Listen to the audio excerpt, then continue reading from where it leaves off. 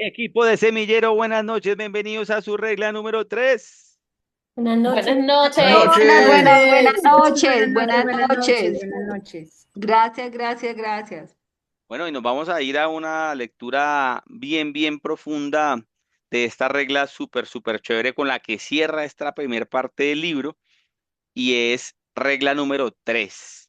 Despierten los demás un deseo vehemente. Con eso termina el aprendizaje y con esto empieza. Y vamos a hacerlo muy seguido, ojalá con la lectura digital, para que se lleven la mayor cantidad de información. Es una lectura bastante extensa, alrededor de unas 21 páginas, pero vamos a leerlas muy a conciencia, muy chévere, para que se nos quede la mayor cantidad de información. Y dice así, quien puede hacer esto, tiene al mundo entero consigo. Quien no puede, marcha solo por el camino.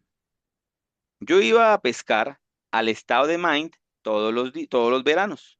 Personalmente me gustan sobremanera las fresas con crema, pero por alguna razón misteriosa los peces prefieren las lombrices. Por eso, cuando voy de pesca no pienso en lo que me gusta a mí, sino en lo que prefieren los peces. No cebo el anzuelo con fresas y crema. En cambio, balanceo una lombriz o saltamontes frente al pez y le digo, ¿te gustaría comer esto?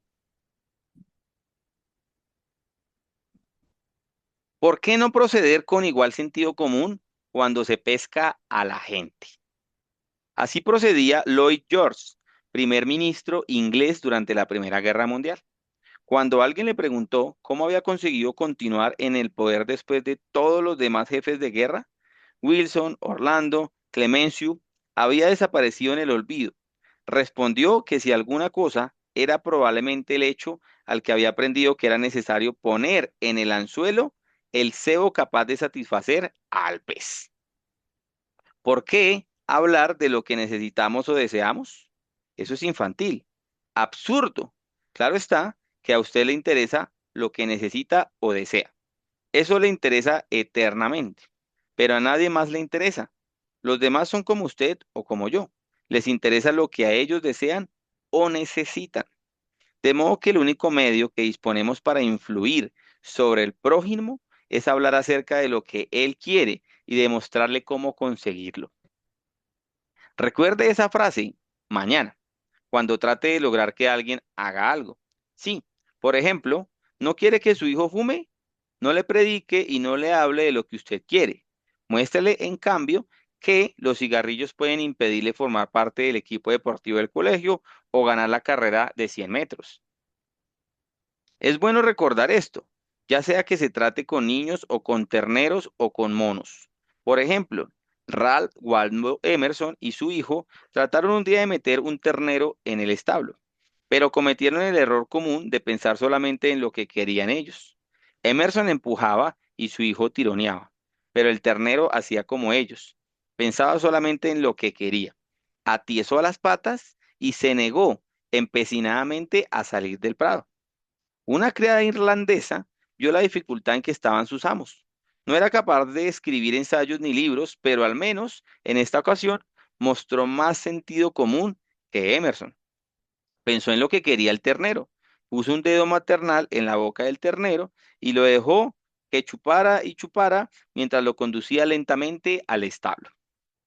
Todos los actos que ha realizado usted desde que nació se deben a que quería algo. Y aquella vez que entregó una donación a la Cruz Roja, en forma de pregunta, era esta frase.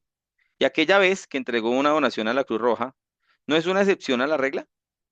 Hizo esa donación a la Cruz Roja porque quería prestar ayuda, porque quería realizar un acto hermoso, altruista, divino. ¿Por cuánto lo has hecho para que uno de los menores de este mi rebaño lo has hecho para mí? Si no hubiera querido usted alentar ese sentimiento más de lo que quería guardar el dinero, no habría hecho la contribución. Es claro que puede haberle afectuado porque la avergonzaba negarse o porque un cliente le pidió que lo hiciera. Pero lo que es cierto es que la hizo porque quería algo. El profesor Henry A. Overstreet, en su ilustrativo libro Influenciado el comportamiento humano, dice, la acción surge de lo que deseamos fundamentalmente. Y el mejor consejo que puede darse a los que pretenden ser persuasivos, ya sea en los negocios, en el hogar, en la escuela o en la política en este, primero despertar en la otra persona un franco deseo. Quien puede hacerlo tiene el mundo entero consigo. Quien no puede, marcha solo por el camino. Andrew Carnegie, el pequeñuelo escocés, empobrecido que comenzó a trabajar con una paga de 2 centavos por hora y finalmente donó 375 millones de dólares, aprendió en sus primeros años que el único medio de influir sobre la gente es hablar acerca de lo que el otro quiere. Fue a la escuela durante 4 años solamente y sin embargo aprendió a tratar a los demás. Para ilustrar, su cuñada se hallaba preocupadísima por sus 2 hijos, que estudiaban en Yale, pues tan ocupados estaban en sus cosas que no escribían a casa y no prestaban atención a las frenéticas cartas de la madre. Carnegie ofreció apostar $100 a que conseguiría una respuesta a vuelta de correo, sin pedirla siquiera. Alguien aceptó el reto. Carnegie escribió entonces a sus sobrinos una carta chacotona, en la que mencionaba cómo al pasar en una postdata el envío de $5 para cada sobrino, pero no adjuntó el dinero. A vuelta de correo llegaron respuestas que agradecían al querido tío Andrew su atenta carta, y ya sabe usted el resto. Otro ejemplo de persuasión proviene de Stan Novak, de Cleveland, Ohio, un participante de nuestro curso. Una noche, Stan volvió a casa del trabajo y encontró a su hijo menor, Tim, pataleando y gritando en el piso de la sala. Al día siguiente, debía empezar el jardín de infantes y ahora protestaba diciendo que no iría. La reacción normal de Stan habría sido ordenarle al niño que fuera a su cuarto y recomendarle que se hiciera la idea de ir de todos modos. No le habría dejado alternativa. Pero al reconocer que esto no ayudaría a Tim a iniciar con la mejor disposición su carrera escolar, Stan se detuvo a pensar, si yo fuera Tim, ¿qué podría gustarme en el jardín de infantes? Junto con su esposa hicieron una lista de todas las cosas divertidas que haría Tim, como pintar con los dedos, cantar canciones, jugar con amigos nuevos, etcétera. Después pasó a la acción. Todos empezamos a pintar con los dedos en la mesa de la cocina. Mi esposa Lil, mi hijo Bob y yo mismo, y nos divertimos mucho. Al poco rato asomó Tim a espiar. De inmediato nos rogó que lo dejáramos participar. Oh, no, tienes que ir al jardín de infantes a aprender a pintar con los dedos. Con todo el entusiasmo que pude reunir, seguí adelante con la lista, hablándole en términos que pudiera entender, explicándole todo lo bueno que haría en el jardín de infantes. A la mañana siguiente, fue el primero en levantarse. Ah, no, perdón. A la mañana siguiente fui el primero en levantarme. Bajé y encontré a Tim profundamente dormido en el sillón de la sala. ¿Qué estás haciendo aquí? Le pregunté. Estoy esperando para ir al jardín de infantes. No quiero llegar tarde. El entusiasmo de toda la familia había despertado en Tim la ansiedad por iniciar las clases, mucho más de lo que quería haber hecho la más persuasiva de las conversaciones. Mañana querrá usted persuadir a alguien de que haga algo. Antes de hablar, haga una pausa y pregúntese, ¿cómo puedo lograr que quiera hacerlo? Esa pregunta impedirá que nos lancemos impetuosamente a hablar inútilmente de nuestros deseos. En una época yo arrendaba el gran salón del baile de cierto hotel de Nueva York 20 noches por temporada, a fin de realizar una serie de conferencias. Al comenzar una temporada, se me informó repentinamente que tendría que pagar casi el triple de alquiler. Esa noticia me llegó después de impresas y distribuidas las entradas y hechos todos los anuncios. Naturalmente, yo no quería pagar ese aumento, pero ¿de qué me valdría hablar con la gerencia del hotel de lo que yo quería? Solo les interesaba lo que querían ellos. Un par de días más tarde fui a ver al gerente. Quedé algo sorprendido cuando recibí su carta. Dije, pero no me quejo. Si yo hubiera estado en su situación, es probable que habría escrito una carta similar. Su deber como gerente del hotel es realizar todos los beneficios posibles. Si no procede así, lo despedirán como es lógico. Pero tomemos un papel y escribamos las ventajas y desventajas que resultarán para el hotel si insiste en este aumento del alquiler. Tomé entonces una hoja de papel, tracé una línea por el medio y encabecé una columna con la palabra ventajas y en la otra desventajas. Bajo el título de ventajas escribí estas palabras: salón de baile libre. Luego dije, tendrán ustedes la ventaja de quedarse con el salón de baile para alquilarlo para bailes y convenciones. Es una gran ventaja porque esas funciones les rendirán mucho más dinero del que puedan conseguir con una serie de conferencias. Si comprometen el salón por 20 noches en el curso de la temporada, es casi seguro que perderán algunos negocios muy aprovechosos, muy provechosos. Ahora, agregué, consideremos las desventajas. Primero, en lugar de aumentar sus ingresos por lo que yo les pague, verán ustedes que disminuyan en realidad, los que van a perder del todo, porque no puedo pagar el alquiler que me piden. Me veré obligado a efectuar estas conferencias en algún otro local. Hay además otra desventaja para ustedes. Estas conferencias atraen a multitudes de personas educadas y cultas. Se trata, pues, de una buena propaganda, ¿verdad? Lo cierto es que si gastaran ustedes $5,000 en anuncios periodísticos, no conseguirían atraer al hotel tanta gente como la que viene a estas conferencias. Eso vale mucho más para el hotel, ¿verdad? Mientras hablaba allí, estas dos desventajas bajo el título correspondiente, mientras hablaba, escribí estas dos desventajas bajo el título correspondiente y entregué la hoja de papel al gerente diciéndole: deseo que estudie cuidadosamente las ventajas y desventajas que van a resultar para el hotel de esta decisión y que después me haga conocer su resolución definitiva. Al día siguiente recibí una carta de que se me informaba que mi alquiler aumentaría solo un 50% en lugar de un 300%. Recuérdese que obtuvo de esta reducción sin decir una palabra de lo que yo quería. No hable más de lo que quería el hotel. ¿Y cómo podría lograrlo? Supongamos que yo hubiese procedido en la forma humana, natural, que hubiera entrado violentamente en la oficina del gerente para decirle: ¿qué es esto de aumentarme el alquiler en 300% cuando sabe que ya han impreso y repartido las entradas y efectuado todos los anuncios? 300%, absurdo, no lo voy a pagar. ¿Qué habría ocurrido entonces? Sencillamente que habría comenzado una discusión y ya se sabe cómo terminan las discusiones. Aunque yo hubiese convencido al gerente de su error, su orgullo habría hecho difícil que se diera. Veamos uno de los mejores consejos que jamás se han dado en cuanto al arte de las relaciones humanas. Si hay un secreto del éxito, dijo Henry Ford, reside en la capacidad para apreciar el punto de vista del prójimo y ver las cosas desde el punto de vista así como del propio. Tan bueno es el consejo que quiero repetirlo. Si hay un secreto del éxito, reside en la capacidad para apreciar el punto de vista del prójimo y ver las cosas desde ese punto de vista, así como del propio. Es tan sencillo, tan evidente, que cualquiera debería apreciar a primera vista la verdad que encierra. Sin embargo, el 90% de la gente de la Tierra lo ignora, el 90% de las veces.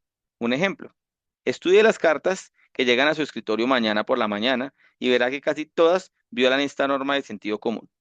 Veamos esta carta escrita por el jefe del apartamento de radio en una agencia de publicidad que tiene sucursales en todo el continente. Esta carta fue enviada a los gerentes de estaciones locales de radio en todo el país.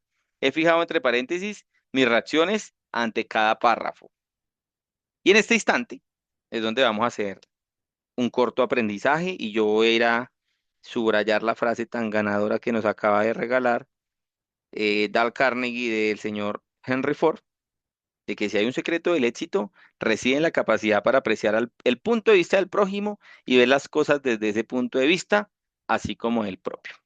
Hasta ahí, antes de irnos a leer la carta, ¿qué aprendizajes podemos sacar rápido, rápido, rápido? Levanten su manito y me cuentan.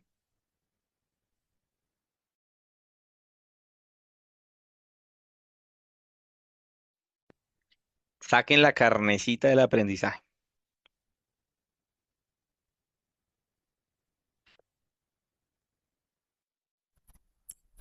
Em, no puedo alzar la mano.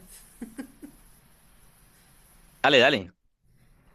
Pues lo que yo veo, Johnny, es que pues tenemos que centrarnos en la necesidad del otro para poder generar esas ganas de que quiera hacer, pues, en últimas, lo que uno quiere que haga. O sea, incitarlo de una manera,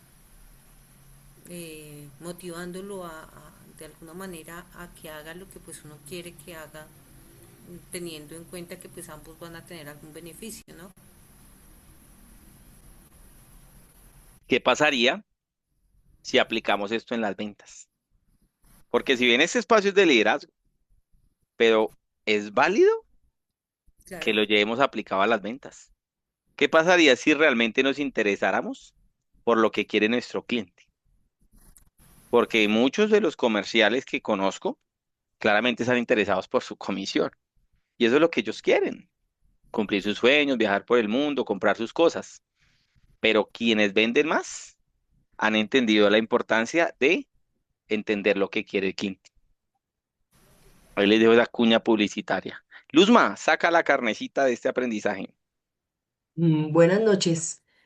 Pues bueno, me quedo con este aprendizaje de, antes de reaccionar así como lo habría hecho cualquier persona, como él cuenta, que ir y decir que por qué hacen esto, si ya habían llegado a un acuerdo y lo demás, eso, encontrar esas ventajas y desventajas frente a algo y siempre buscar, como también lo aconsejan otros libros, el ganar, ganar. El cómo, si bien es cierto, requieres un aumento o ganar algo más, pues cómo también podría yo ganar de esta forma y cómo puedo darle una ventaja a alguien sin necesidad de que sea de la manera propuesta. Es decir, em, buscar ese beneficio, frenar un poco la mente y buscar siempre el beneficio que se puede encontrar para que ambas partes queden satisfechas. Y me hiciste acordar de una historia para los que estuvieron en el evento del Seminario de Excelencia aquí en la ciudad de Bogotá. Resulta que todo el equipo de logística llegábamos temprano al sitio, allá a Cafán, y teníamos que entrar por la puerta trasera porque claramente todo estaba cerrado. Entonces teníamos que entrar por donde entraban todos los empleados de todos los almacenes de cadena. El primer día habían hecho toda una comunicación de radio con la guardia y habían comunicado con los que nos entregaban el salón y dijeron, sí, ellos están autorizados para ingresar y pues ingresar al salón y organizar todo. El primer día, súper bien. Es decir, el día sábado. Entramos, hicimos lo debido con la logística, maravilloso. El día 2, que era el domingo, todavía se abría más tarde el centro comercial, porque pues era un domingo, a diferencia del sábado. Entonces también habían turnos diferentes. Cuando llegamos, le dijimos a la señorita, señorita, somos encargados de la logística del evento, ta, ta, ta. Y ella dijo, ah, listo, por favor, cada uno saque un documento que lo tengo que registrar. Y nosotros, pero ¿cómo así? O sea, nosotros no somos empleados de los centros comerciales, de los almacenes, sino venimos para el evento. Entonces, pues, ¿para qué es el registro? Y la señora, de una vez, con su mala actitud, es que así tiene que ser, es que todo el mundo se registra, es que guau, guau, guau, guau, guau. Y éramos como unas 15 personas escuchando la mala forma de actuar de la persona. Obviamente, un par de personas de nuestro equipo ya iban a reaccionar, literal, ya iban a reaccionar, iban a vociferar y a vociferar y a vociferar, porque íbamos un poquito tarde, porque casi no nos dejan ingresar ni siquiera por la entrada general del centro, porque estaba todo cerrado más tarde. Y nosotros habíamos invitado igualmente al público a llegar temprano. Por allí, una persona salió atrás y dijo, bueno, pues vamos a empezar tarde el evento, la gente va a estar afuera represada y esto nos va a tardar. Pero pues si hay que hacerlo así, hay que hacerlo. El tema es que no sé qué tan buenas sean las referencias que queden, pues de la atención del evento. Salió algo así, como por allá atrás. Hagámoslo, saquémoslo. Igual nos vamos ahora con un montón de tiempo mientras registra a esas 15 personas. Y de una de la señora levantó la cara, dijo, mierda, sí. Y por allá otro dijo, pues sí, afán no tenemos, igual nuestra gente es relajada. Hagamos fila ordenada, todos saquen sus cédulas y pues no va a poder registrar a nadie de los que ingrese porque nos va a tener que registrar a todos nosotros. Van a llegar tarde también a los otros locales. La señora otra vez como que, ay, marica. Y literal, ya le habían entregado la primera cédula y sacó, y literal, ni la recibió y sacó el teléfono. No, no, que es que unas personas que tin, tan, tin, tan, tin, tan, tin, tan, tin. No, no, que sigan. Con toda su rabia, con todo su orgullo, dijo, sigan. Porque indirectamente, las personas que venían allí, pues dijeron, pues sí, si hay que hacerlo, así hay que hacerlo. Lo que de pronto puede pasar es que la gente que ingrese a los almacenes se vayan a demorar más para el registro. Va a ser una problemática, va a ser esto, va a ser lo otro, y pues las referencias que vamos a dejar no van a ser muy buenas del salón. Y adivinen a quién le va a llegar la queja por no dejarlo entrar rápido. Entonces, indirectamente ya recibió su mensaje, venga, pues a mí no me conviene que eso suceda. Así que sigan y seguimos y avanzamos el evento y todo maravilloso, todo chévere. Ese tipo de cosas suceden. Hay gente que está malhumorada, hay gente que está en su peor momento del día y peor aún encuentra los peores detalles. Pero si se paraba a alguien más a pelear, nunca iba a haber una solución. Pero indirectamente le llegó el mensajito por ahí a ella y dijo, ay, marica, si me voy a meter aquí en un lío, mejor sigan. Dianita, ¿qué te llevas de ese corto espacio?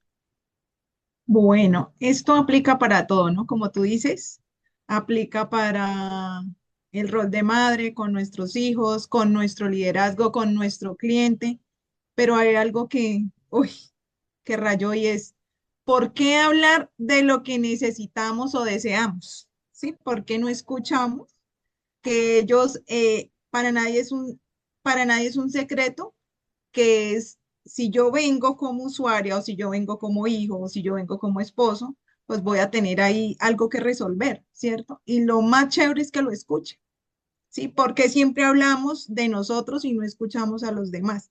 También siento que es la intención, ¿no? O sea, como la intención con la que tú escuchas a las personas. Si es la intención de vender, pues solo escuchas que quieres vender, pero si es la intención de ayudar, de servir, de orientar, pues siento que actuamos de esa forma.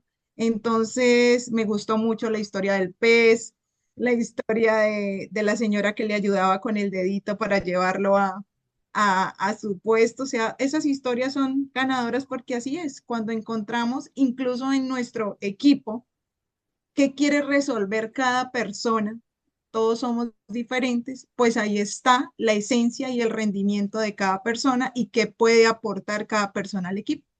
Me gustó mucho. Súper, súper, súper. Señor Pedro Medina, Buenas noches para todos. ¿Cómo están? buenas noches.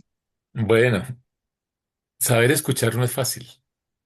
Tener la paciencia y el tiempo y la dedicación para escuchar los problemas que está viviendo una persona o que tiene y saberla aconsejar no es fácil, porque muchas veces no solucionamos ni nuestros problemas. Entonces, en ese enfoque con ese cliente, siempre hay que saber qué es lo que él quiere, ¿sí? Hay que ponerse en el lugar de él, sentir lo que está viviendo, para así mismo, cuando vamos a brindarle ese camino de solución, sea el mejor y que le llegue de acuerdo a lo que está buscando. Eso sería como mi reflexión frente a esta parte. Gracias. Total, total. Y aplica para todo, dijo Dianita, aplica para absolutamente todo. Todo. Porque recuerden que aquí dice, no es el arte de ganar amigos e influir en los clientes, no. Es influir en las personas, en todo el mundo, en los hijos, la sociedad, los padres, abuelos, tíos, sobrinos, primos, clientes, amigos, todo, todo, todo, absolutamente todo. Y sin duda, quien tiene mejores relaciones con las personas, adivinen qué, en el ámbito de ventas, venden más y punto. Quien sabe relacionarse mejor en ventas, vende más. Por eso el vendedor se prepara en liderazgo y se prepara en oratoria, se prepara en coaching porque son habilidades para comunicarse con los demás y venden más. Ahora, ¿en qué te estás preparando tú? Saquen sus conclusiones. ¿Alguien más nos quiere compartir su aprendizaje o nos fuimos con el resto de la lectura? Nos fuimos, Perfecto. nos fuimos. Vámonos. Entonces dice que un ejemplo, no, eso ya lo vimos. Esta carta fue enviada a los gerentes de estaciones locales de radio en todo el país. He fijado en paréntesis mis reacciones ante cada párrafo. Es decir, que yo voy a decir paréntesis para que ustedes sepan cuáles son las reacciones. Igualmente ustedes lo ven ahí en la lectura. Señor fulano de tal, ciudad de cual, Indiana, 46070. Estimado señor fulano, la compañía tal desea conservar su posición como principal agencia publicitaria en el terreno radiotelefónico. ¿A quién le interesa lo que desea su compañía? Ese era el paréntesis. A mí me preocupan mis problemas. El banco va a ejecutar la hipoteca sobre mi casa, el jardín está lleno de plagas, el mercado de valores bajó ayer, perdí el tren a las 8:15 esta mañana, no me invitaron a la noche al baile de los Pérez y el médico me dijo que tengo mucha presión arterial y neutritis o neuritis y caspa. Y bien, ¿qué ocurre? Llego esta mañana a la oficina preocupado, abro mi correspondencia y me encuentro un señor engreído que desde Nueva York se dedica a cacarear sobre lo que desea su compañía. Bah, Si se diera cuenta de la impresión que hace esta carta, abandonaría el ramo de publicidad y se dedicaría a criar ovejas. Ese era el paréntesis. Continúa la carta. Los contratos nacionales de publicidad de esta agencia fueron el baluarte de la primera cadena radiotelefónica. En los años sucesivos hemos ocupado en todas las estaciones más tiempo publicitario que cualquier otra agencia. Paréntesis. Son ustedes ricos y poderosos y están en la cima, ¿verdad? ¿Y qué? A mí no me interesa para nada que sean ustedes tan grandes como la General Motors o la General Electric o el Estado Mayor del Ejército, todos juntos. Si usted, señor, tuviera una asomo de sentido común, habría comprendido que a mí me interesa cuán grande soy yo y no ustedes. Toda esta charla sobre sus enormes triunfos me hace sentir pequeño y carente de importancia. Cierra paréntesis. Deseamos atender a nuestros clientes con la última palabra sobre información relativa a estaciones radiotelefónicas. Paréntesis. ¿Ustedes desean? ¿Ustedes? ¿Borrico? No me interesa lo que usted desea, lo que desea usted, ni lo que desea el presidente de los Estados Unidos. Escuche de una vez por todas. Me interesa lo que yo deseo, y eso no ha dicho una sola palabra en toda la carta. Cierra paréntesis.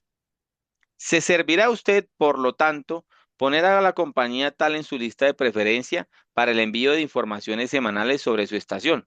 Todos los detalles que pueden resultar útiles para una agencia de nuestro carácter. Abre paréntesis. ¿Lista de preferencia? ¿Qué es fachatez? Me hace sentir insignificante con toda su referencia a su grandeza. Y luego me pide que ponga a la compañía en la lista de preferencia, sin emplear siquiera una cortesía al pedirlo. Cerramos paréntesis. Una pronta contestación de esta carta con los últimos datos de esa estación será mutuamente beneficiosa. Abre paréntesis. Paréntesis. Estúpido. Me envía usted una circular barata, una copia mimeografiada que se reparte por el país entero como las hojas de otoño y tiene la osadía de pedirme, cuando estoy preocupado por la hipoteca al jardín y mi presión, que se me siente a dictar una nota personal en su respuesta a su circular mimeografiada y que la responda pronto. ¿Qué es eso? ¿Pronto? ¿No sabe usted que yo soy tan ocupado como usted? O al menos me gusta pensar que lo estoy. Y ya que estamos en esto, ¿quién le dio derecho a impartirme órdenes? Dice usted que será mutuamente beneficiosa. Al fin, al fin empieza usted a ver mi punto de vista, pero de todos modos no me explica cómo puede ser beneficioso para mí. Cierra paréntesis. Y cerraba la carta, su seguro servidor, J. Sutano, gerente de departamento de radio. Postdata. La copia adjunta del diario del cual será de interés para usted y quizá quiera transmitirla por su estación. Paréntesis. Finalmente, allí, a lo último, una postdata menciona usted algo que puede ayudarme a resolver uno de mis problemas. ¿Por qué no empiezo su carta por allí? Pero es inútil. Un hombre dedicado a publicidad, culpable de perpetrar tantas tonterías como las que me ha enviado usted, debe de padecer algo en la médula oblongada. Usted no necesita una carta con nuestras últimas novedades. Lo que usted necesita es un litro de yodo en la glándula tiroides. Cierra paréntesis. Pero si un hombre que se dedica su vida a la publicidad y que se hace pasar por el perito en el arte de influir sobre el público para que compre, si un hombre así escribe una carta de este tipo, ¿qué podemos esperar del carnicero o del panadero? Aquí hay otra carta escrita por el superintendente de una estación ferroviaria de cargas a un estudiante de este curso, señor Edward Birmelen. ¿Qué efecto tuvo esta carta en el hombre que fue dirigida? Leámosla y después lo diré. Y la carta dice así: a Senegal Sons INC, 28 Front Street, Brooklyn, Nueva York, 11201. Atención, señor Edward Birmelen. Muy señores nuestros, las operaciones de nuestra estación receptora de fletes para afuera presentan dificultades porque una amplia proporción del movimiento total se nos entrega muy avanzada de la tarde. Eso tiene por resultado congestiones, trabajo extraordinario por nuestro personal, retraso en los camiones y en algunos casos retraso en el despacho de las consignaciones. El 10 de noviembre recibimos de esa compañía un lote de 510 piezas que llegó aquí a las 16:20. Solicitamos su cooperación para impedir los efectos indeseables que surgen en la recepción tardía de las consignaciones. Nos permitimos solicitar que en los días en que envíen ustedes el volumen de mercadería, como en el que se recibió a la fecha mencionada, realicen ustedes un esfuerzo para hacer llegar más temprano el camión o entregarnos parte de la carga por la mañana. Ustedes obtendrían de tal cooperación la ventaja de una descarga más rápida de sus camiones y la seguridad de que sus consignaciones serían despachadas en el día de su entrega de la estación. Su seguro servidor JB, Superintendente. Después de leer esta carta del señor Birmilen, gerente de ventas de la casa de Serega Sons, INC, me la envió con el siguiente comentario. Esta carta tuvo el efecto contrario del que se deseaba. La carta comienza describiendo las dificultades de las que la estación, que en general no nos interesan, se pide luego nuestra cooperación sin pensar en los inconvenientes que eso puede causarnos. Y por fin, en el último párrafo, se menciona el hecho de que si cooperamos, podremos obtener la descarga más rápida de nuestros camiones y la seguridad de que nuestros envíos serán despachados a la fecha de su entrega en la estación. En otras palabras, lo que más nos interesa es la mencionada al final, y el efecto total de la carta es el de despertar un espíritu de antagonismo más que de cooperación. Veamos si podemos escribir mejor esta carta. No perdamos tiempo hablando de nuestros problemas. Según aconseja Henry Ford, comprendamos el punto de vista de la otra persona y veamos las cosas desde el punto de vista así como del nuestro. Demos una muestra de la carta revisada. Quizá no sea mejor, pero no es mejor que el original. Entonces, esta es un arreglo de la carta. Señor Edward Birmelen, estimado señor Birmelen, su compañía es uno de nuestros buenos clientes desde hace 14 años. Naturalmente agradecemos sobremanera ese patrocinio y ansiamos darle el servicio veloz y eficiente que merece. Lamentamos decir, sin embargo, que nos ha sido que no nos es posible hacerlo cuando sus camiones nos hacen llegar una gran partida de la mercadería en las últimas horas de la tarde, como ocurrió el 10 de noviembre. Sucede así porque muchos otros clientes hacen también sus entregas en las últimas horas de la tarde y naturalmente esto produce una congestión. Como resultado de ello, sus camiones quedan inevitablemente detenidos en la estación y a veces hasta se retrasa el envío de mercaderías al interior. Esta es una grave dificultad. ¿Cómo se le puede evitar? Es pregunta. Haciendo sus entregas en la estación por la mañana cuando le sea posible.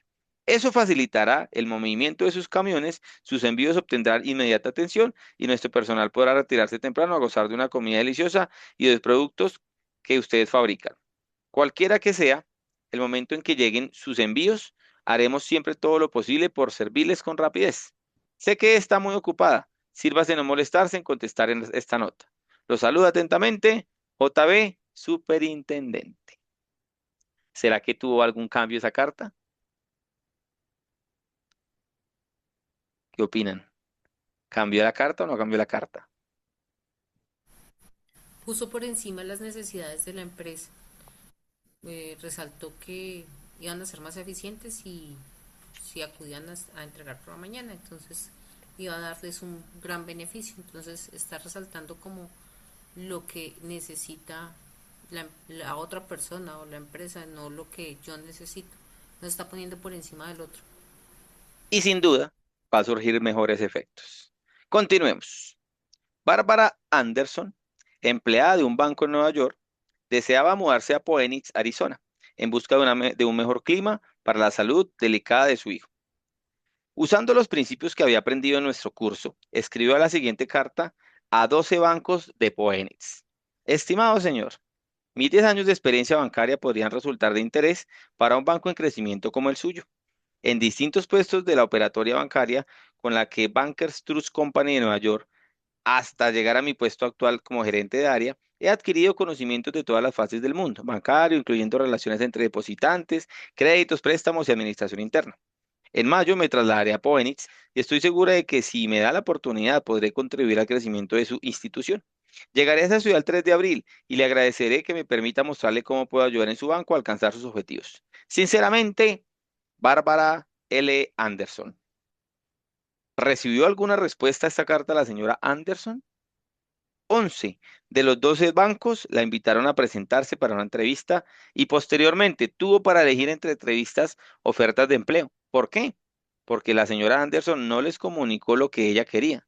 Les escribió exclusivamente sobre cómo podía serles de utilidad a ellos. Se concentró en los deseos de los bancos, no en los suyos. Miles de vendedores recorren hoy las calles cansados, decepcionados, sin buena paga. ¿Por qué? Porque solo piensan en lo que ellos quieren. No comprenden ni que usted ni yo queremos comprar nada. Si quisiéramos, saldríamos a comprarlo. Pero a usted y a mí nos interesa siempre resolver nuestros problemas. Y si un vendedor puede demostrarnos que sus servicios o sus productos nos ayudarán a resolver nuestros problemas, no tendrá que esforzarse para vendernos nada. Ya lo compraremos nosotros. Y un cliente desea creer que él es quien compra, no hay quien le vende. Uy, eso ustedes lo deberían resaltar. Un cliente desea Ujú, creer que él es quien compra, no que hay quien vende. Está para capacitación. Sin ujú. embargo, muchos hombres se pasan la vida como corredores de venta sin ver las cosas desde el punto de vista del cliente. Por ejemplo, yo viví durante muchos años en Forest Hills, pequeña comunidad de casas particulares en el centro del distrito de Nueva York. Un día cuando iba deprisa hacia la estación, me encontré casualmente con un vendedor de terrenos que durante muchos años había comprado y vendido propiedades en Long Island. Conocía muy bien Forest Hills y sabiéndolo le pregunté apresuradamente si mi casa estaba construida con vigas de metal. Me dijo que no lo sabía y agregó algo que yo sabía ya, que podía averiguarlo telefoneando a la asociación Forest Hills Gardens. A la mañana siguiente recibí una carta de él. Me daba información, me daba la información que yo quería. La podía haber conseguido en un minuto mediante un llamado telefónico, pero no lo hizo. Me decía otra vez cómo podría averiguarlo yo, y después me pedía que lo dejara encargarse de mi seguro. No le interesaba ayudarme, le interesaba ayudarse a sí mismo. J. Howard Lucas, de Birmingham, Alabama, cuenta cómo manejaban una misma situación dos vendedores en la misma compañía. Hace varios años yo estaba en el equipo de administración de una pequeña compañía. Teníamos cerca las oficinas distritales de una gran compañía de seguros. Sus agentes tenían asignados territorios y nuestra compañía estaba encomendada en dos agentes, a los que llamaremos Carr y John. Una mañana apareció Carr en nuestra oficina y mencionó al pasar que su compañía había introducido un nuevo seguro de vida para ejecutivos y creía que podría interesarnos, por lo que volvería cuando tuviera más información al respecto. Al mismo día nos vio John en la calle, cuando volvíamos de almorzar y gritó, «Hey, Lucas, esperen, tengo una gran noticia para ustedes». Corrió hacia nosotros y muy excitado nos habló de un seguro de vida que de un seguro de vida que su compañía había puesto en actividad ese mismo día. Era el mismo que había mencionado Carl al pasar. Nos había reservado las primeras planillas que había llegado.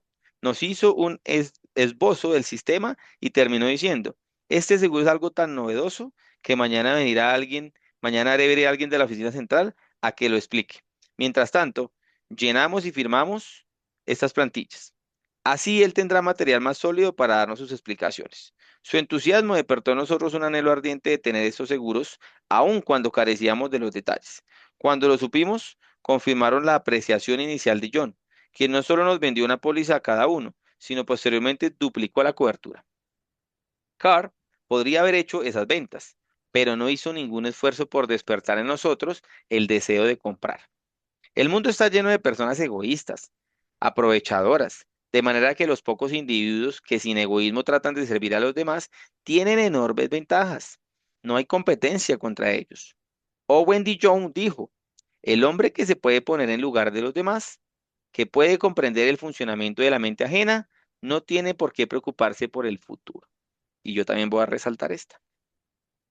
El hombre que se puede poner en lugar de los demás, que puede comprender el funcionamiento de la mente ajena, no tiene por qué preocuparse por el futuro. Si por leer este libro gana usted una sola cosa, una acreciente tendencia a pensar siempre según el punto de vista de la otra persona y a ver las cosas desde ese ángulo, si usted consigue tan solo eso de este libro, bien podrá decir que ha subido un peldaño más en su carrera. Ver desde el punto de vista de la otra persona y despertar en esa persona un deseo ferviente de algo, no debe confundirse con manipular a esa persona de modo que haga algo en detrimento de sus propios intereses. Ambos partidos deben salir ganando en la negociación. En las cartas al señor Birmerlin, tanto el remitente como el receptor de la correspondencia ganaron al implementarse lo sugerido. Tanto el banco como la señora Anderson ganaron gracias a la carta de ella, porque el banco ganó una empleada valiosa y la señora Anderson un buen empleo. Y en el ejemplo de la venta del seguro que hizo John al señor Lucas, ambos ganaron con la transacción. Otro ejemplo en el que ganan todos usando este principio de despertar un interés viene de Michel E. Witten en Wargate, Rhode Island, que es un vendedor distrital de la empresa Shell Oil. Mike quería llegar a ser el vendedor número uno del distrito, pero había una estación de servicio que se retraía en su servicio. La administraba un hombre anciano a quien era imposible motivar para que aseara y paseara y pusiera en condiciones la estación. Estaba en tan mal estado que las ventas declinaban significativamente. Este administrador no quiso prestar oídos a ninguna de las súplicas de Mike para jerarquizar la estación de servicio. Después de muchas exhortaciones y discusiones privadas, en ninguna de las cuales obtuvo menos resultado, Mike decidió invitar al anciano a visitar la estación de servicio Shell más nueva del territorio. El hombre quedó tan impresionado por las instalaciones de la nueva estación que cuando Mike lo visitó la vez siguiente, la suya estaba limpia, pintada y las ventas habían vuelto a subir. Esto le permitió a Mike alcanzar en su tan ansioso puesto de número uno en el distrito. Todas sus súplicas habían fallado, pero al despertar un anhelo en el administrador, al mostrar una estación de servicio moderna, logró su objetivo y ambos se beneficiaron. Casi todos los hombres van al colegio y aprenden a leer a Virgilio y a dominar los misterios del cálculo, sin descubrir jamás cómo funciona la mente. Por ejemplo, yo daba, yo daba una vez un curso sobre oratoria para los jóvenes graduados en diversos colegios que entraban como empleados de la causa, como empleados de la empresa Carrier Corporation, la organización que refrigera edificios y que instala aire acondicionado en todas partes. Uno de los estudiantes quiso persuadir a los demás de que jugaran al básquetbol. Y este fue más o menos su argumento. Quiero que ustedes vengan a jugar básquetbol. Me gusta jugar, pero las últimas veces que fui al gimnasio no había bastantes muchachos para organizar un partido. Dos o tres nos pusimos a arrojar la pelota uno al otro y quedé con un ojo negro. Deseo que ustedes vengan conmigo para por la noche quiero jugar al básquetbol. ¿Habló acaso de lo que querían los demás? A nadie le gusta ir al gimnasio al que nadie va, ¿verdad? Los otros no se interesaban por lo que deseaba este mozo.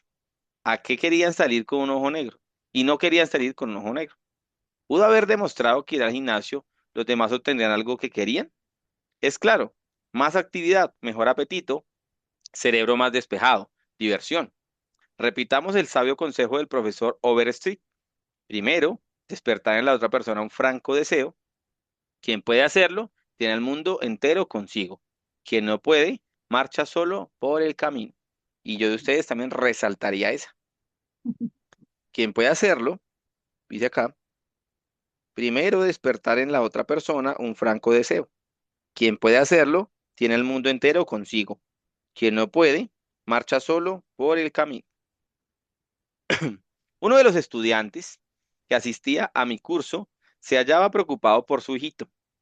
El niño estaba muy flaco y se negaba a comer lo debido. Los padres recurrían al método acostumbrado, lo regañaban y lo retaban. Mamita quiere que comas esto y aquello. Papito quiere que crezcas y seas un hombre. Pero el niño no prestaba atención a algunas de estas requisitorias. Quien tenga un adarme de sentido común no puede esperar que un niño de 3 años reaccione según el punto de vista de un padre que tiene 30. Pero era eso precisamente lo que esperaba el padre. Resultó absurdo. Por fin lo comprendió y se dijo, ¿qué quiere este niño? ¿Cómo puedo vincular lo que yo quiero con lo que quiere él? Era fácil. Una vez que se puso a pensar, su hijito tenía un triciclo en el que le gustaba pedalear por la acera, frente a su casa. Unas casas más lejos vivía un matón, un niño algo mayor, que le quitaba el triciclo al niñito y empezaba a pedalear. Naturalmente el niñito corría hasta su madre, que tenía que ir a quitar el triciclo al matón y devolverlo a su hijito. Esto ocurría casi todos los días. ¿Qué sería pues el niño? ¿Qué quería pues el niño? No se necesitaba que Sherlock Holmes para saberlo. Su orgullo, su ira, su deseo de sentirse importante, las emociones más fuertes de su composición mental le instaban a la venganza, a dar un buen puñetazo a la nariz del matón. Y cuando el padre le dijo que algún día podría cerrar los ojos del matón a puñetazos si comía las cosas que la madre le recomendaba, cuando el padre le prometió esto, ya no hubo problema dietético. Aquel niño comía espinacas, coles, cualquier cosa a fin de poder castigar al matón. que tantas veces lo había humillado. Después de resolver este problema, el padre encaró otro, el niño que tenía mala costumbre de empapar la cama. Dormía con su abuela. Por la mañana, la abuela se despertaba, tocaba la sábana y decía, mira, Johnny, lo que hiciste. Ay, Johnny. No respondía el niño, yo no fui, fuiste tú. Retos, castigos, intentos de avergonzarlo, reiteración de que la madre no quería que hiciera eso, por ningún medio se conseguía tener la cama seca. Entonces se preguntaron los padres, ¿cómo podríamos hacer que este niño dejara de mojar la cama? ¿Qué era lo que quería el niño? Primero, quería usar pijama, como su papito, y no un camisón como la abuela. La abuela se estaba hartando de los inconvenientes nocturnos, de manera que muy buen grado ofreció comprar unas pijamas para el niño, siempre que se corrigiera. Segundo, el pequeño no quería una cama para él solo. El pequeño quería una cama para él solo. La abuela no se opuso. La madre lo llevó consigo a una mueblería de Brooklyn, guiñó a un ojo a la vendedora y dijo, aquí hay un caballerito que desea hacer unas compras. La vendedora hizo que el niño se sintiera importante. Joven, ¿qué desearías? ¿Qué cosas desearía ver? Se irguió el niño en toda su altura y contestó, quiero comprar una cama para mí solo. Cuando le mostraron la camita de la madre que quería que comprara, la vendedora lo supo por un guiño de la madre y persuadió al niño de que esa era la cama que debía comprar. Al día siguiente fue entregada la cama y por la noche, cuando el padre volvió a su casa, su hijo corrió a la puerta gritando, papito, papito, ven arriba a ver mi cama, la que yo compré. El padre, ante la camita, obedeció la recomendación de Charles Schwab. Fue caluroso en su aprobación y generoso en el elogio. Y preguntó, ¿no vas a mojar esta cama, verdad? Preguntó. Ah, no, no, no, no voy a mojar esta cama. El niño cumplió su promesa, porque su orgullo estaba en juego. Era su cama, él y solo que él había comprado. Y ahora usa pijama como un hombrecito, que quería portarse como un hombre. Y así fue. Otro padre, K.T. Tushman, ingeniero telefónico, no podía conseguir que su hijita de 3 años de edad comiera lo debido en el desayuno. Los regaños, pedidos, promesas de costumbre fueron inútiles. Los padres se preguntaron entonces, ¿cómo podemos, cómo podemos hacer para que quiera comer? La niñita gustaba imitar a su madre, sentirse grande. Una mañana la sentaron en una silla y la dejaron que preparara su desayuno. En el momento, en el momento psicológico, el padre entró a la cocina donde la niña preparaba su comida. Y la pequeña le dijo, mira, papito, estoy haciendo el cereal esta mañana. Comió 2 porciones de cereal esa mañana sin que nadie se lo pidiera, porque estaba interesada personalmente. Había satisfecho su sentido de la importancia. Había hallado en la preparación del desayuno un camino para expresar su yo. William Winter señaló una vez que la expresión del yo es la necesidad dominante en el carácter humano. ¿Por qué no de recurrir a la misma psicología en los negocios? Cuando tenemos una idea brillante, en lugar de hacer lo que la otra persona piense que es nuestra, ¿por qué no dejarle que él prepare esa idea por sí mismo, como preparó el desayuno a aquella niñita? Entonces considerará que esa idea es suya, le gustará y quizás sirva 2 porciones. Recordemos, primero despertar en el prójimo un franco deseo. Quien puede hacerlo tiene el mundo entero consigo. Quien no puede, marcha solo por el camino. Regla número 3 del arte de hacer amigos, influir sobre las personas, despierte en los demás un deseo vehemente. Y en pocas palabras, esas técnicas que nos enseña el libro, técnicas fundamentales para trabajar con el prójimo. Regla número 1, no critique, no condene, no se queje. Regla número 2, demuestre aprecio honrado y sincero.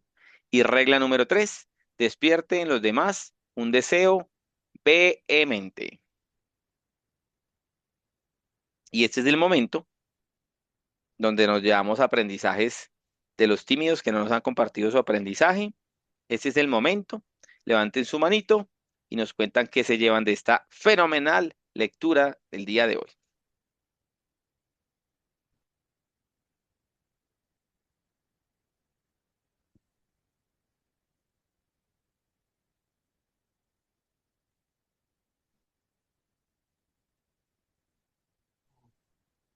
¿Ninguno tiene hoy aportes? Nora, empezamos con Nora y los demás siguen levantando su manito para darles paso. Primero, buenas noches. Me encanta el libro, el capítulo de hoy.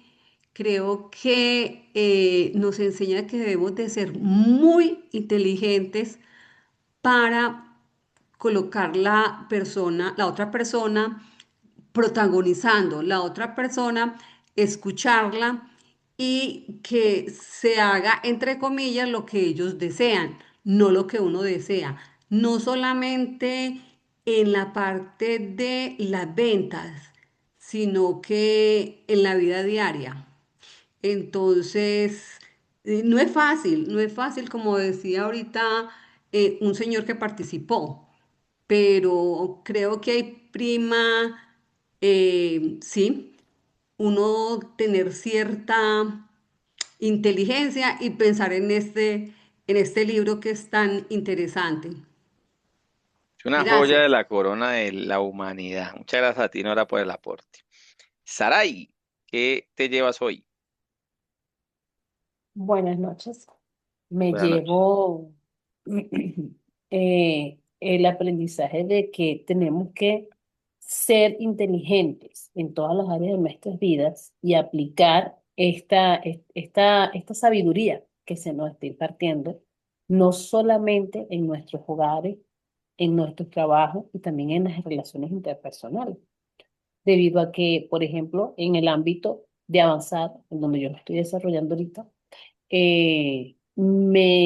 me ha sido difícil en oportunidades escuchar al prójimo. Yo soy de Venezuela y aquí en Caracas uno vive como muy acelerado y habla muy rápido. De hecho, me ha costado cada vez que intervengo, hablo pero sumamente rápido. Mi jefa me dice, Anita me dice, tómate las cosas con calma, no hables tan rápido. Y me suele suceder con algunos clientes cuando les hago las llamadas. Voy, hola, buenos días, ¿cómo está? Le habla Saray de Avanzar, no sé qué. Y las personas van ajá. Cuando ya yo voy por la mitad de lo que estoy diciendo, me estoy diciendo, hola, buenos días, ¿quién me habla? Entonces me ha tocado como que ya va, tómate las cosas con calma, escucha a la persona que está allá, espera que te responda el saludo y así mismo en mis sustentaciones me ha tocado sentarme a escuchar y a entender lo que el cliente quiere, porque en oportunidades yo fui con toda mi publicidad y hablé y no sé qué, bueno, un Grammy para mí, pero el cliente me dijo, ah, no, ya pagué, después que me callé, y yo, ay, Dios mío. Qué tremendo. Entonces, bueno, a mí me está enseñando bastante y me ayuda mucho por eso, porque bueno, a pesar de que soy de otra latitud, tengo que aprender a bajar esa velocidad que el caraqueño tiene. Uno va como a todo tren, a toda marcha, y hay personas que van con una vida súper suave. Entonces, gracias, de verdad, me llevo eso. Súper, súper, súper. Claro que sí, eso son aprendizajes para Se todo. te No se le escucha bien, se quitó Que Se el fue subí, la micrófono. es que onda. subí el microfonito. Y mira que me haces acordar de algo y es muy interesante porque la mayoría de los comerciales quieren rápidamente contar todo lo que hacen. Y hay una frase en las ventas que dice que tu producto sea tan bueno que no necesites contarlo. Y en esas primeras llamadas uno quiere, mejor dicho, ganarse ese Grammy, como dices tú, y meterle con todo y que la gente quede súper informada. Y al final el cliente dice, no, pero estoy en mora. No aplica. Y pierde uno el tiempo. Y qué bonito, qué chévere cuando las personas ya empiezan a aplicar la llamada de venta profesional. Y en ese primer saludo, hola Sara, ¿y cómo estás? Mira, te habla Johnny Anaya. De avanzar, ¿tienes 2 minutos para atenderme? Sí. Ah, bueno, buenísimo. Bueno, yo te estoy llamando porque estoy interesado en pagar tu crédito hipotecario en menos tiempo. Cuéntame, ¿cuál es tu objetivo con ese crédito? Yo no tengo que decir nada más. De ahí para allá las personas hablan y hablan y hablan. No, mira, Johnny, el crédito, esto, y yo apunte. Cuando preguntamos al cliente qué objetivo tiene con ese crédito, se hace la magia. Porque las personas empiezan a ver, no, yo te vi esto, yo vi esto en internet, yo quiero hacer esto, yo quiero pagar mi crédito en menos tiempo. Escuchar a las personas. Y recuerden que el cliente compra la solución que resuelve el problema que él tiene. Entonces, chévere el aprendizaje de Sarai para que vendas más. Eh, Gracias. Udrey, cuéntanos el aprendizaje de hoy. Hola, buenas noches. ¿Me escuchas, Johnny? Te escuchamos fuerte y claro. Ajá. Audrey, se pronuncia Audrey. Perdón, perdón. Te voy a decir Dri. Te voy a decir Drey. Drey. Audrey, Audrey, Audrey. Bien, yo me llevo la frase que dice, el hombre que se puede poner en el lugar de los demás, que puede comprender el funcionamiento de la mente ajena, no tiene por qué preocuparse por el futuro. Allí en esa frase siempre ponemos el protagonismo en el otro, ¿no? Dejamos el egoísmo atrás, porque hay mucho egoísmo. Eh, y entender que no es una competencia de vida, no, es un dar y un recibir, una cooperación y sobre todo empatía, que es lo que nos habla esta frase, es de empatía, porque soy capaz de ponerme en el lugar de los demás, o sea, para ponerme en el lugar de los demás tengo que primero escucharlo, entenderlo, y en base a lo que escucho y entiendo, pues si es en el caso de las ventas, pues mi venta la enfoco a lo que estoy escuchando, a lo que el cliente está dándonos a entender, pero tenemos que ser empáticos primero. Y sí, es verdad, a veces uno va acelerado, em, pero tenemos que aprender a frenar, aunque la vida es corta, porque dice que hay que vivirla también intensamente. Entonces hay que saber qué es lo que hay que vivir intensamente y en qué tenemos que ser desapasionados o apasionados con pausa, pero para entender a los demás se requiere esa pausa, una pausa en nosotros mismos, pausarnos nosotros para que ellos sean los que estén sobre la mesa en ese momento. Gracias, Ori, por tu aporte. Chévere, chévere que nos llamamos ese aprendizaje. Estefa Sánchez. Buenas noches a todos, ¿me escuchan bien? Sí. Bueno, bueno, yo me llevo esta frase que dice, las personas que se ponen en el lugar de los demás, las que comprenden cómo funcionan las mentes de los otros, nunca necesitan preocuparse por por lo que les depara el futuro. Esa y la otra, y esta. Los individuos excepcionales que sirven a otros sin querer nada a cambio cuentan con una ventaja enorme. Tienen poca competencia. Y esto yo lo pongo muy, digamos que cuando yo entré acá a avanzar, me quedé con esta frase. O sea, esta frase es mi diario vivir porque yo no pienso en mis necesidades, sino en la necesidad de los demás. Y siento que eso ha hecho que mi crecimiento profesional acá sea abundante, ¿sí?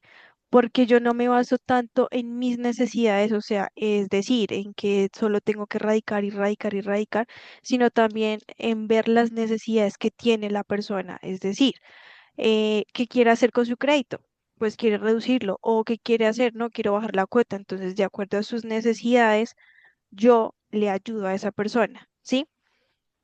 Y desde ahí yo parto en que si yo ayudo a esa persona, pues va a estar tan agradecida sin yo tener que esperar a cambio, obviamente, o pues en este caso, pues a tener algo a cambio, ¿no? Pero yo no lo veo de esa manera, si yo lo veo más es como un servicio a otro que a la final y a largo plazo me va a ayudar a mí a tener muchas más personas que quieran, eh, pues, ¿cómo es? Saciar su necesidad, bueno, no sé, poder Sí. solucionar lo que tiene. Entonces me llevo como esas dos frases porque siento que me identifica muchísimo con lo que yo hoy en día hago.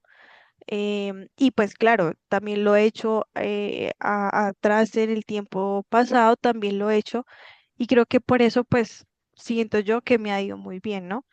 Entonces es lo que me llevo y gracias. Muchas gracias, muchas gracias. Y esto fue un capítulo más de nuestro semillero de liderazgo que harán su día las dos sesiones el día de hoy, que sería nuestra cuarta sesión. Y prepárense porque hay una segunda parte del libro y son 6 maneras de agradar a los demás. Así que no te la pierdas. Nos vemos dentro de 8 días a la misma hora por el mismo canal. Cuídense mucho, chaito, chaito. Gracias. Gracias.